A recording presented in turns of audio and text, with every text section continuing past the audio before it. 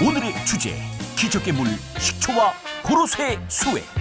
다른 분들이 마트에 가시면 거의 눈에 보이는 것들이 대부분 다 주정식초라고 하는 겁니다. 네. 그 주정식초라고 하는 것은 이제 주정을 가지고 이제 한 하루 만에, 거의 하루 만에 거의 다 식초가 만들어지죠. 그렇게 이제 빠른 시간에 만들어서 초산만이 주 성분인 걸로 그렇게 알려져 있습니다. 그러나 자연 발효 식초라고 하는 것은 우리가 흔히 이제 곡물이나 과일 가지고 술을 만들고 그 만들어진 술을 가지고 초산 발효를 시켜서 그렇게 식초가 만들어집니다.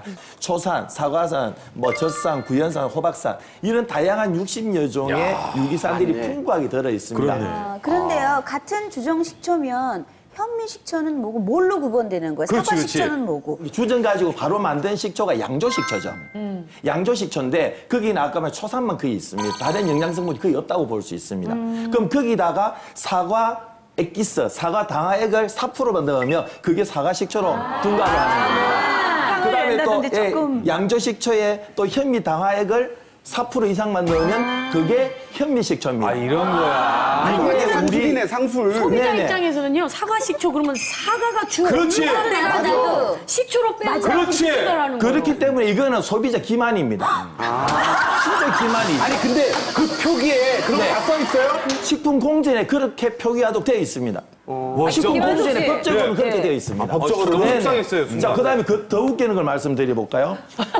실제적으로 사과식초는 사과를 가지고 술을 만들고 그거 가지고 식초를 만들어야 되죠. 초산발효 시켜야 그게 사과식초고 현미식초라고 하는 것은 현미를 가지고 술을 만들고 다시 초산발효 시켜서 되어야만 되는 겁니다.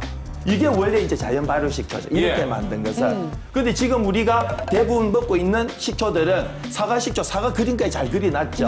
마치 사과로 만든 것처럼 그렇게 해놨는데 실제적으로 사과 성분은 4%에서 5%. 어머나. 웬일이야. 아니, 지금 보면 저기 뭐 레몬 식초도 있어요. 레몬 식초 같은 경우도 레몬을 그려놨어요.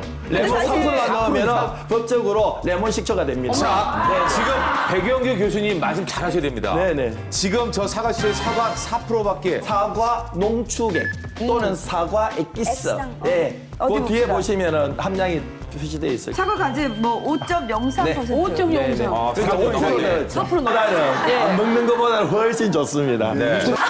주로 쉽게 드시는 방법 제가 알려드릴게요. 요 정도 여기 500ml거든요. 이 500ml 주로 소주 잔이 60ml입니다. 그럼 여기에서 한 50ml 정도 빼내고 먹고 여기다 다시 식초를 채워서 넣어서 아침에 뭐 이렇게 출근하실 때 이렇게 넣어서 여기서 출근하시면 됩니다.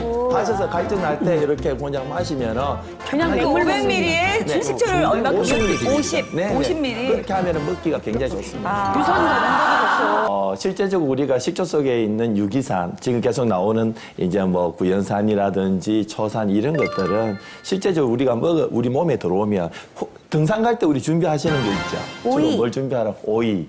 사탕, 초콜릿 이런 것들이죠. 산에 올라가다 갑자기 에너지가 부족해서 당이 부족해서 주저앉고 싶은 순간이 오지 않습니까? 그 당이 부족해서. 당 떨어졌을 때. 그렇죠.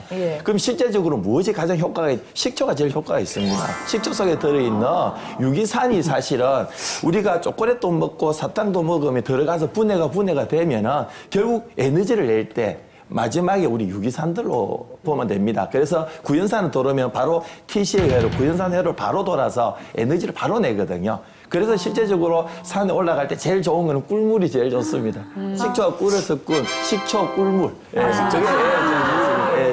지금 이게 등산할 때 좋다고 하는 천연 식초 꿀물이 있어요. 자, 여러분들이 이제 눈길이 다 여기에 와 있네요. 이게 등산할 때는 요게 지표다.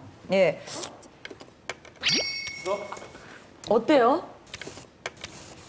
아까 식초에 비해서 어때요? 세구나, 세. 희석해야 되는 거 아니에요? 해서 드시면 먹기 좋습니다.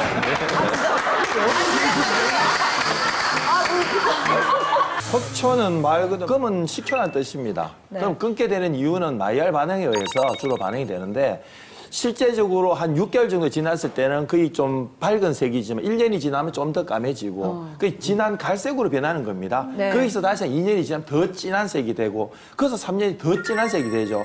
우리가 뭐 식품 공정상에는 어디 흑초다 이런 얘기는 없습니다. 그러나 우리가 일반인들이 먹었을 때 숙성이 오래된 식초는 흑초다. 그렇게 생각을 하시면 되겠습니다.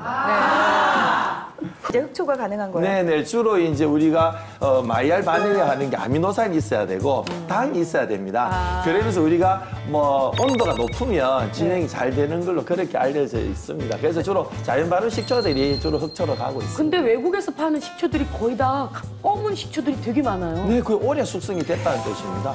그러니까 흑초라고 해서 까매지는 식초를 우리 흑초로 일반 얘기할 수 있는데 뭐 발사믹 식초 같은 경우도 21년 돼서 21년간 숙성을 시키지 않습니까? 그러다 보니 그 시간에 까매지고 시간이 지날수록 우리의 청주도 마찬가지입니다. 술도 청주도 우리가 2년, 3년 놔두면 다 검은색으로 다 진행이 되고 있습니다. 하나 보충을 해드리면 여러분 실제적으로 1500년 전에 중국의 진강에서 유래하는 걸 그렇게 알려져 있습니다. 이것이 이제 일본 넘어가서 가고시마 현에서 이제 상업적으로 성공을 해서 지금은 일본이 이제 흑초로서 그 이제 발달을 많이 했지 않습니까? 그러면은 가고시마 현 자체가 제주도보다 위도상 밑입니다. 다시 말해서 가고시마 현자 따뜻하다는 것이죠. 그러니까 이게 우리가 그 반응 자체가 흑갈색에 가는 반응 자체가 온도가 높을수록 진행이 잘 되는 걸 알려져 있습니다. 그러다 보니 가고시마 현에서 이제 상품적으로 이제 성공을 했는데요. 실제로 재미있는 얘기 하나 말씀드리면은 저희들 중국집에 가면 서비스 나오는 만두 어떻게 드세요? 만두요? 네. 간장에다가 고춧가루 뿌리고 간장, 식초, 고춧가루. 식초, 고춧가루 넣지 않습니까? 그게 사실은 중국에서 흑초에 찍어 먹던 것을 우리 사람들이 가서 보니까 신맛 나네? 아, 그래? 맞네? 그래서 식초에다가 간장을 넣어서 만들어서 먹는 겁니다. 진짜요? 예. 실제적으로 중국 같은 경우도 흑초를 사실은 굉장히 많이 먹었던 그렇게 알려져 있고요. 지금 일본 같은 경우도 실제적으로 이제 일본은 거의 우리 자연 발효 식초를 흑초로서 거의 많이 먹고 있습니다.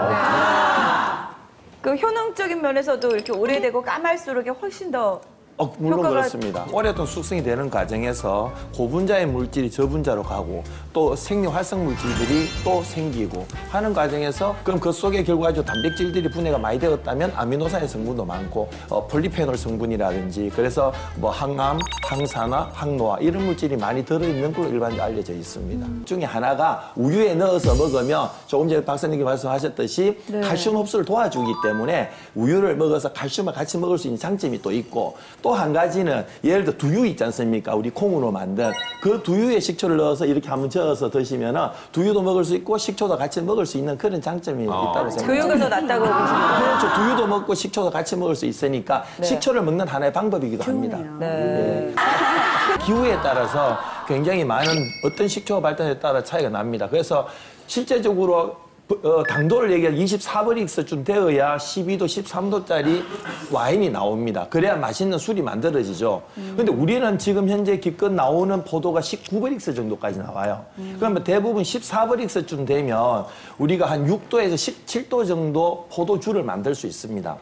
6도에서 7도 정도 만들어진 그 알코올 도수가 초상균이 먹기에 딱 좋은 알코올 도수예요.